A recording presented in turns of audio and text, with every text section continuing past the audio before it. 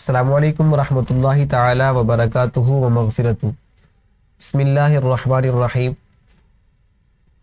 پیارے بچوں، آج ہم جماعت صوم کی اسلامیات پڑھیں گے، اور اس سے پہلے ہم ایک دعا پڑھ لیں تاکہ یہ پڑھنا ہمارے لیے اور پڑھانا آسان ہو جائے۔ رب یسر، اے میرے رب اس کو آسان کر دے، ولا تعسر، اور اس کو مشکل نہ بنا، وتمم بالخیر ھذا الکتاب، اور اس کتاب کو خیریت کے ساتھ اختتام کر دیں۔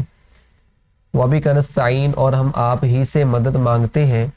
رب زدنی علما، رب زدنا علما، میرے رب ہمارے علم میں اضافہ فرما۔ یا ربنا زدنا علما، اے ہمارے رب ہمارے علم میں اضافہ فرما۔ تو بیٹا اس کے اندر باب کتنے ہیں جی؟ باب اول یہ قرآن مجید اور احادیث نبویہ پر مشتمل ہے۔ دوسرا باب ہے ایمانیات و عبادات ہے اس کے اندر۔ تیسرا باب سیرت طیبہ ہے، اس کے اندر آپ صلی اللہ علیہ وسلم کی سیرت آپ پڑھیں گے۔ چوتھا باب اخلاق و آداب سے متعلق ہے، اور پانچواں باب حسن معاملات اور معاشرت کے متعلق ہے، اور چھٹا باب ہدایت کے سرچشمے اور مشاہیر اسلام، اور ساتواں باب اسلامی تعلیمات اور عصر حاضر کے تقاضے۔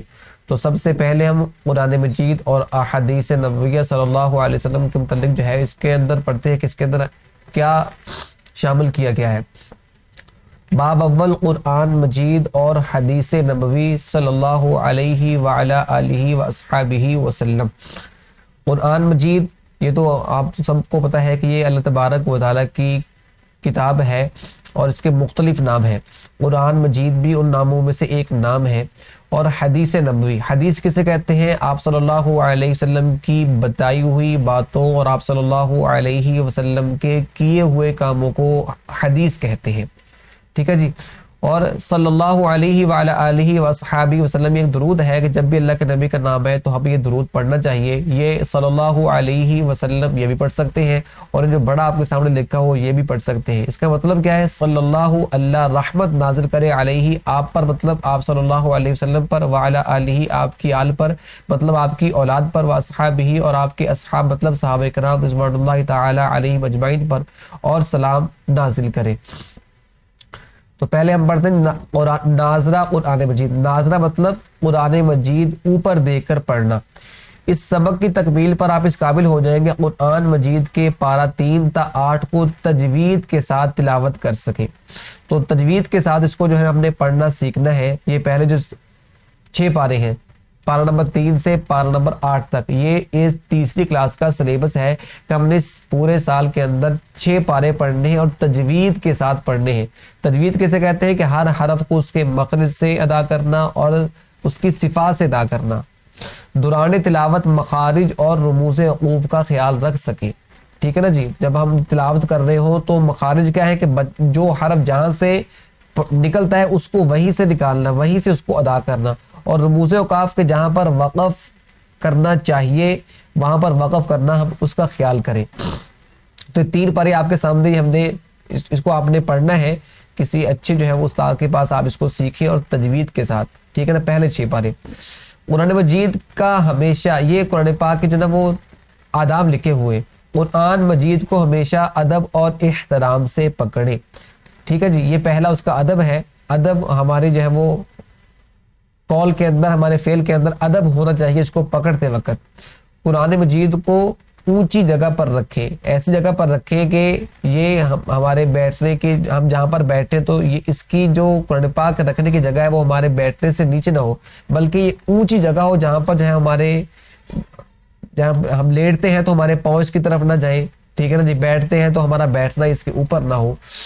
قرآن مجید کو پاک اور صاف غلام میں لپیٹ کر رکھیں، جیسے کہ ہم کوئی بھی قیمتی چیز ہوتی ہے بڑا اس کو جو ہے لپیٹ کر رکھتے ہیں، سنبھال کر رکھتے ہیں، تو اس طرح قرآن پاک بہت قیمتی چیز ہے، بہت ہی یہ اعلیٰ کتاب ہے، اس سے اعلیٰ کوئی کتاب نہیں ہے، تو اس کو ہم غلاف کے اندر جو ہے وہ ریل کے اندر بند کر کے رکھیں۔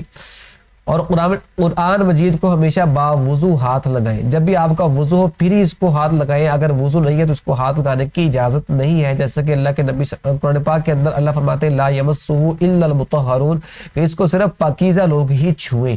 قرآن مجید کو رحل یا کسی اونچی جگہ پر رکھ کر تلاوت کریں، مطلب جب آپ پڑھنے کے لیے بیٹھیں تو قرآن پاک کی جو جگہ ہو جہاں پر اس کو رکھ کر آپ نے پڑھنا ہے تو اس کی جگہ جو ہے وہ اونچی ہو اور آپ نیچے بیٹھے ہو. سرگرمیاں برائے طلبہ کہ کیا کرنا ہے آپ لوگوں نے, روزانہ قرآن مجید کی تلاوت کا معمول بنایا. ہمیں چاہیے کہ ہم روزانہ ایک رکوع 2 رکوع صحیح طرح اس کی تلاوت کا معمول بنائیں, اس کو اپنے روزانہ کام میں شامل کریں. جیسے ہم روزانہ کھاتے ہیں, روزانہ پیتے ہیں, روزانہ سوتے ہیں, تو یہ بھی ایک ہمارے کام میں شامل ہونا چاہیے کہ روزانہ ہم اس کی تلاوت کریں درست تلفظ کے ساتھ. صرف تلاوت نہیں بلکہ درست تلفظ کے ساتھ قرآن مجید پڑھنے کی مشق ہمیں کرنی ہے. جتنا ہم کوشش کریں کہ اتنا ہم اچھا قرآن پاک پڑھنا سیکھ جائیں گے. وہ پہلا جو ورک تھا وہ تھا اوپر دیکھ کر پڑھنے سے متعلق. اب یہ دوسرا جو ہے حصہ قرآن مجید کا جو حصہ ہم نے حفظ کرنے سلیبس کے اندر, وہ اس کے اندر ہم وہ بتا رہے ہیں. اس سبق کی تکمیل پر آپ اس قابل ہو جائیں گے کہ دی گئی صورتوں کو درست تلفظ کے ساتھ حفظ کر سکیں. حفظ مطلب زبانی یاد کر سکیں. صورتوں کو حفظ کر کے تجوید کے ساتھ نماز اور نماز کے علاوہ زبانی تلاوت کر سکیں. جو صورتیں جو دی گئی ہیں اس کو ہم نے جو ہے جب یاد کرنے ہیں تو پہلے کوشش کرنی ہے تلفظ کے ساتھ, درست تلفظ کے ساتھ یاد کریں, اور یاد جب ہو گئی تو کوشش کریں کہ ہم اس کو اپنے معمول میں لے کر آئیں, نماز کے اندر پڑھیں, ویسے اس کی تلاوت کرتے رہیں, کیونکہ جو چیز عمل میں آ جاتی ہے وہ پھر بھولتی نہیں ہے. قرآن مجید کے متعلق معلومات. قرآن کے لفظی معنی, قرآن یہ اس کا لفظی معنی کیا ہے, تو اس کا لفظی معنی کہ سب سے زیادہ پڑھی جانے والی کتاب. کہ قرآن کو قرآن اس لیے کہتے ہیں کہ دنیا میں سب سے زیادہ پڑھی جانے والی کتاب ہے. قرآن مجید میں کل 7 منزلیں ہیں. یہ آپ دیکھیں گے قرآن مجید کے اندر جو ہے وہ 7 منزلیں ہیں. تو یہ 7 منزلیں اس لیے بنائے گی کہ جو بندہ ہفتے میں 7 دنوں میں قرآن پاک ختم کرنا چاہتا ہے تو وہ اس طرح ختم کر سکے کہ 7 حصوں میں اس کو تقسیم کر لے اور 7 دنوں میں اس کو ختم کر لے. اور 30 پارے کہ جو بندہ اس کو جو ہے وہ 1 مہینے میں ختم کرنا چاہتا ہے 30 دنوں کے اندر, تو روزانہ 1 پارہ پڑھتا رہے. اور 114 صورتیں ہیں. سورۃ الفاتحہ. سورۃ الفاتحہ قرآن مجید کی پہلی صورت ہے جو پورے قرآن پاک کا نچوڑ ہے, لب لباب ہے. اور سورۃ الناس یہ قرآن پاک کی آخری صورت ہے. یہ سورۃ فاتحہ آپ کے سامنے ہے, اس کو ہم نے درست تلفظ کے ساتھ پڑھنا سیکھنا ہے اور اس کو اپنے عمل پہ لے کر آنا ہے. سورۃ الفاتحہ, ٹھیک ہے جی, یہ ہاں آپ نے صحیح ادا کرنا ہے, فاتحہ نہیں پڑھنا. اور اس کے بعد ہے یہ مکی صورت ہے بیٹا, جو مکہ کے اندر اس کو نازل کیا گیا. اعوذ باللہ من الشیطان الرجیم, بسم اللہ الرحمن الرحیم, الحمد للہ رب العالمین, الرحمن الرحیم, مالک یوم الدین, إياك نعبد وإياك نستعين, اهدنا الصراط المستقيم, صراط الذين أنعمت عليهم غير المغضوب عليهم ولا الضالين. تو کوشش کرنے جہاں پر ہا ہو وہاں پر ہا پڑھے, ہا کی آواز نہ آئے, ٹھیک ہے نا جی. دوسری صورت ہے سورۃ النصر. یہ مدنی صورت ہے. یہ اللہ تبارک و تعالی نے اس کو مدینہ کے اندر مطلب ہجرت کے بعد نازل کیا ہے. بسم اللہ الرحمن الرحیم, اذا جاء نصر اللہ والفتح ورأيت الناس يدخلون في دين الله أفواجا فسبح بحمد ربك واستغفره إنه كان توابا. سرگرمی ہے جی کہ سبق میں دی گئی صورتیں درست تلفظ کے ساتھ یاد کریں اور دوستوں کو سنائیں. یہ ہمیں ایک کام دیا گیا ہے کہ ہم نے اس کو درست تلفظ کے ساتھ یاد کرنا ہے اور اس کو دوستوں کو سنانا ہے. یہ تیسرا اس کا حصہ ہے جی کہ اس کو ہم حفظ ترجمہ کہ اس کے اندر جو چیزیں زبانی یاد کرنی ہے اس کا ساتھ ترجمہ بھی دیا گیا ہے, وہ ترجمہ بھی ہم نے یاد کرنا ہے. اس سبق کی تکمیل پر آپ اس قابل ہو جائیں گے کہ سبق میں دیے گئے کلمات مع ترجمہ یاد کر سکیں, ان کلمات کے معانی مفاہیم جان سکیں اور ان کلمات کو موقع کی مناسبت سے اپنے روزمرہ زندگی میں پڑھ سکیں. مکمل نماز درست تلفظ اور روانی کے ساتھ یاد کر کے ادا کرنے کے عادی بن جائے. درود ابراہیم کو درست تلفظ اور روانی کے ساتھ یاد کر کے کثرت سے درود پڑھنے کے عادی بن سکے. ہر دعا کے اول اور آخر درود شریف پڑھنے کے عادی بن سکے. جی پہلی دعا لکھی ہے جی اللہ اکبر. یہ اس کو ہم اللہ اکبر نہیں، درمیان میں واؤ کی آواز نہیں، اللہ اکبر. اللہ سب سے بڑا ہے. جب بھی آپ اونچی جگہ چڑھے، ٹھیک ہے نا جی، سیڑھیاں چڑھ رہے ہیں، تو آپ اس کو اللہ اکبر جو ہے وہ پڑھتے ساتھ ساتھ پڑھتے جائیں. استغفر اللہ، میں اللہ سے بخشش مانگتا ہوں، میں اللہ سے جو ہے وہ توبہ کی درخواست کرتا ہوں. یہ استغفر اللہ یہ ہے اپنے گناہوں سے استغفار کے لیے، اپنے گناہوں کی معافی چاہنے کے لیے میں اللہ سے معافی مانگتا ہوں. ٹھیک ہے. اور تیسری دعا ہے کہ جزاک اللہ خیرا، کہ جو بھی آپ کے ساتھ کوئی رویہ، کوئی آپ کے ساتھ جو ہے وہ معاملہ کرے اور آپ کو کوئی فائدہ پہنچائے، آپ کی خدمت کرے، ٹھیک ہے نا، تو آپ اس کو جواب میں شکریہ بھی کہہ سکتے ہیں. تو بہتر یہ ہے کہ آپ اس کا عربی کے اندر جواب دیں کہ اللہ آپ کو اس کا بہترین بدلہ عطا فرمائے. فرمان الہی، قرآن پاک کے اندر ایک آیت ہے جس کا ترجمہ یہاں پر لکھا ہوا ہے کہ ان اللہ یأمر بالعدل ان اللہ وملائکتہ یصلون علی النبی، بے شک اللہ اور اس کے سب فرشتے نبی پاک صلی اللہ علیہ وسلم پر درود بھیجتے رہتے ہیں. یا ایھا الذین آمنوا صلوا علیہ وسلموا تسلیما، اے ایمان والو تم بھی ان پر درود بھیجا کرو اور خوب سلام بھیجا کرو. تو دیکھیں کوئی بھی عمل ہے اللہ نے کبھی یہ نہیں کہا کہ میں یہ کرتا ہوں تم بھی یہ کرو. نماز ہے، روزہ ہے، زکوٰۃ ہے، حج ہے، جو بھی ہے اللہ نے اس کا حکم دے دے کہ یہ کام کرو، نماز پڑھو، روزہ رکھو، حج کرو، زکوٰۃ دو، یہ اللہ نے کہہ دیا. لیکن جب درود کی باری ہے تو اللہ نے پہلے کہا کہ اللہ اور اس کے فرشتے بھی یہ کام کرتے ہیں کہ اللہ کے نبی صلی اللہ علیہ وسلم پر رحمت بھیجتے ہیں، سلام بھیجتے ہیں. تو لہٰذا ہمیں حکم دیا گیا کہ جب اللہ یہ کام کر رہے ہیں، اللہ کے فرشتے یہ کام کر رہے ہیں کہ تم بھی ایمان والو یہ کام کرو، تو ہمیں بھی اللہ کے نبی صلی اللہ علیہ وسلم پر کثرت سے درود و سلام پڑھنا چاہیے. تو یہ یہاں پر جو لفظ ہے نا صلاۃ کے درود، یہ اس کی نسبت جب اس بدلتی ہے تو اس کا معنی بدل جاتا ہے. اب یہ اس کی نسبت جب اللہ کی طرف ہوگی تو اس کا مطلب ہوگا رحمت، اور بندوں کی طرف نسبت ہوگی تو اس کا مطلب ہوگا درود. یہ درود آپ کے سامنے لکھا ہوا نماز والا درود ہے، درود ابراہیم. تو اس کو جو ہے وہ ہم کوشش کریں کہ کثرت سے پڑھنے کے عادی بنے. اللہم صلی علی محمد وعلی آل محمد کما صلیت علی ابراہیم وعلی آل ابراہیم انک حمید مجید. اللہم بارک علی محمد وعلی آل محمد کما بارکت علی ابراہیم وعلی آل ابراہیم انک حمید مجید. فرمان مصطفیٰ صلی اللہ علیہ وسلم.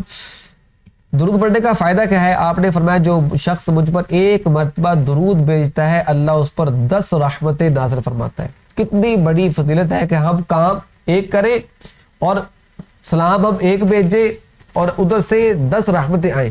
اس لیے کثرت سے ہمیں درود پاک پڑھنا چاہیے. احادیث کے اندر بہت اس کی فضیلت آئی ہے.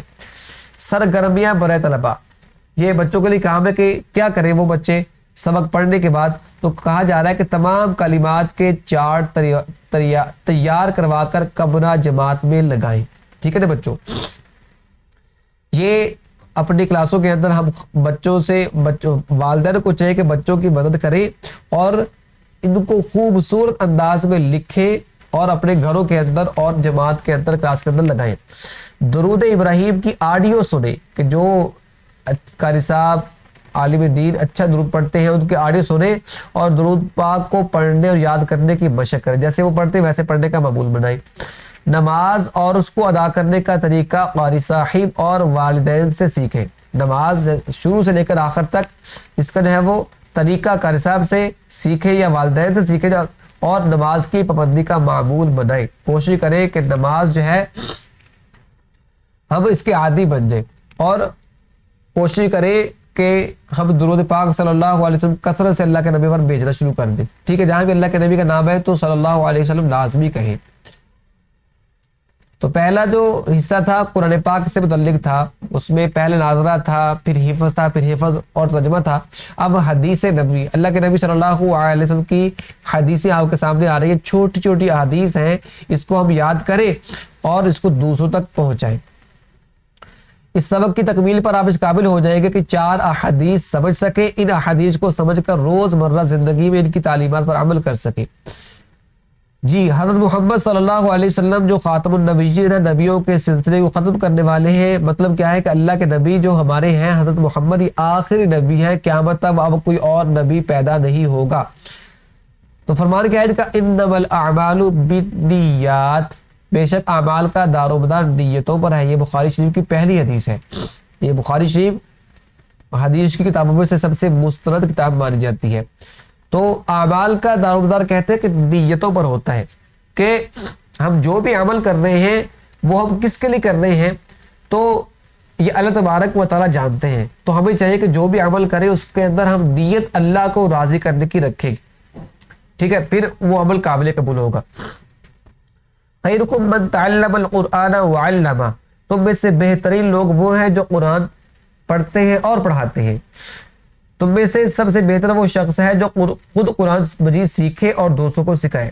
تو 2 چیزیں ہیں، ہم میں سے ہر بندہ چاہتا ہے کہ میں بہترین انسان بن جاؤں، بہترین مسلمان بن جاؤں، بہترین آدمی بن جاؤں۔ تو اللہ کے نبی صلی اللہ علیہ وسلم نے طریقہ بتا دیا کہ جو بہتر بننا چاہتا ہے اس کو چاہیے کہ قرآن پاک خود بھی سیکھے اور دوسروں کو بھی سکھائے۔ یہ بخاری شریف کی حدیث ہے۔ پھر تیسرے احادیث لکھی الدعاء مخ العبادہ، دعا عبادت کا مغز ہے، نچوڑ ہے، ٹھیک ہے نا جی۔ ایک عبادت سے جو حاصل ہوتا ہے وہ دعا حاصل ہوتی ہے، ٹھیک ہے جی، حاصل ہے کہ دعا عبادت کا مغز ہے، حاصل ہے، نچوڑ ہے، ٹھیک ہے۔ یہ جامع ترمذی، یہ بھی حدیث کی کتابوں میں سے ایک مستند کتاب ہے۔ اور آگے کل معروف صدقۃ، یہ بھی اللہ کے نبی کی حدیث ہے کہ ہر نیکی صدقہ ہے، ہر نیک کام جو ہے، جو کام کرتے ہیں وہ صدقے کے ضمن کے اندر آتا ہے۔ آگے یہ لکھا ہوا ہے حدیث کی تعریف کہ آپ جانتے ہیں حضرت محمد صلی اللہ علیہ وسلم جو خاتم النبیین ہیں کہ فرمان مبارک اور عمل مبارک کو حدیث کہتے ہیں۔ جیسے میں نے پہلے شروع میں عرض کیا کہ اللہ کے نبی صلی اللہ علیہ وسلم کی بتائی ہوئی باتیں یہ اس میں فرمان میں آ گئی اور کیے ہوئے کام یہ عمل میں آ گئے، اس کو حدیث کہتے ہیں۔